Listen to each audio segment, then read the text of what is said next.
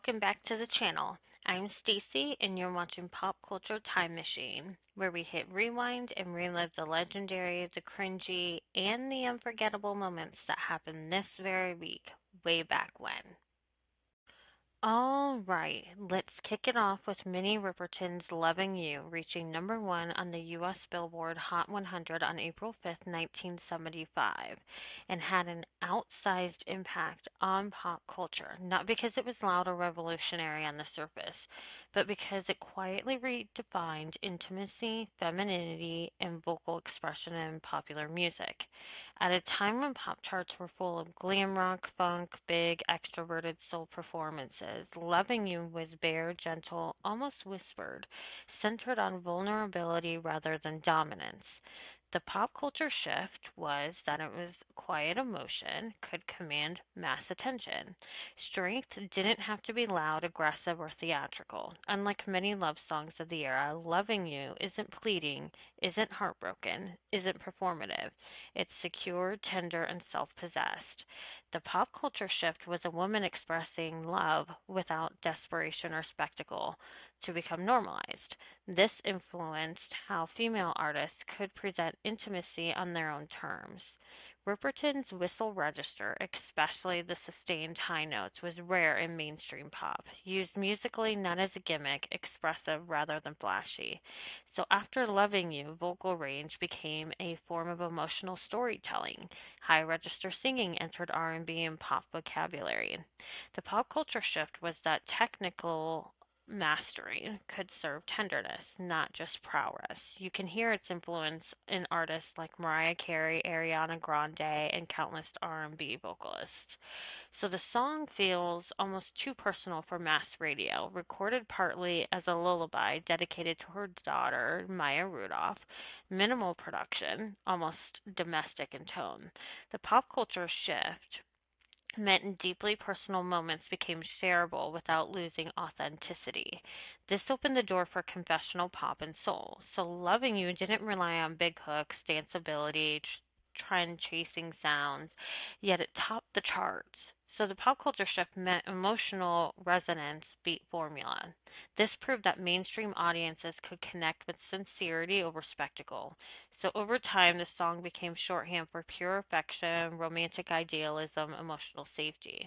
It's also been used in films and TV to signal innocence or devotion, weddings and intimate moments, pop culture references that invoke tenderness instantly. So the pop culture shift meant some songs stopped being songs and become emotional language. So Loving You being a number one hit meant softness gained cultural authority. Female vulnerability was reframed as strength. Vocal sublimity entered the pop mainstream, and intimacy became a shared pop experience. Let's not forget those iconic TV shows like when the Tony Awards were first presented on April 6, 1947. It marked the moment when theater entered modern pop culture as a nationally recognized, prestige driven art form, not just a local or elite experience confined to Broadway audiences. Before the Tonys, theater was largely regional and urban. Broadway mattered mostly to New York insiders. Success was measured by ticket sales and critics. With the Tonys, Broadway gained a national spotlight. Shows, actors, and composers became recognizable names. Theater joined film and music in cultural importance. The pop culture shift came as live theater stepped into mass cultural awareness. So the Tonys helped establish the idea that artistic merit could be formally judged. Prestige mattered as much as popularity. Awards could define quality. The pop culture shift came as validation became institutionalized. So this helped normalize culture across entertainment, influencing the Oscars, Grammys, Emmys, and beyond. The awards frame Broadway as sophisticated, aspirational, culturally important. The pop culture shift came as seeing a Broadway show became a symbol of taste and status, even for people who never attended one.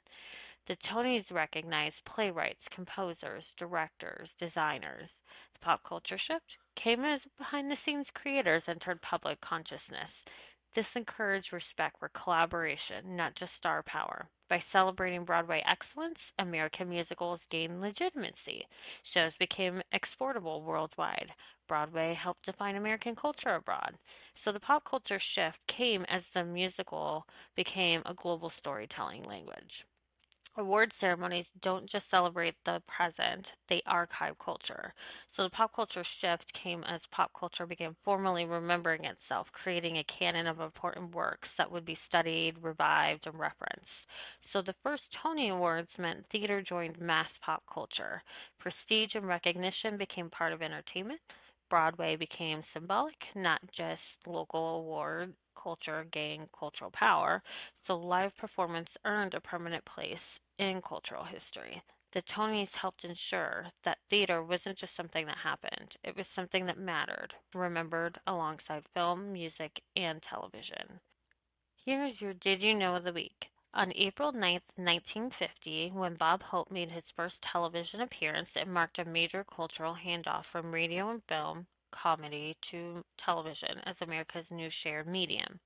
His arrival on TV wasn't just a career move, it helped legitimize television itself. Bob Hope was already a radio superstar, a major film comedian, a household name. By appearing on TV, he signaled television wasn't a fad, it was the future. The pop culture shift came as TV gained credibility overnight. If Bob Hope was on TV, then television mattered. Hope's style, rapid fire jokes, topical references, direct address to the audience, translated perfectly to television. The pop culture shift came as comedy became intimate. Performers spoke to viewers, not just at them, shaping late night TV, monologues, and stand up formats. Before TV, stars were distant, so radio voices, movie screens, and fame felt formal and remote. Television made celebrities familiar, casual, weekly presences. Pop culture shift came as stars became guests in American homes. This reshaped parasocial relationships and fan culture. Hope's TV appearances reinforced monologues, musical guests, comedy sketches, and celebrity drop ins. The pop culture shift came as the variety show became television's first dominant genre, influencing everything from The Tonight Show to modern talk shows. Hope's humor was famously topical, so politics, war, and celebrity culture. The pop culture shift came as television comedy became a running commentary on current events, a role still central to late night and political satire.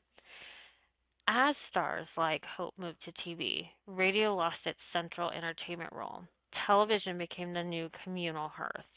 The pop culture shift came as the family gathered around screens, not speakers. Bob Hope's first TV appearance meant television replaced radio as America's main entertainment medium. Comedy became intimate and topical. Celebrity culture moved into everyday life. Variety and talk shows became foundational TV forms. Hope didn't just adapt to television, he helped teach America how to watch it. And that's your nostalgic rewind. This week in pop culture history gave us everything. What's your favorite throwback moment? Let me know in the comments below.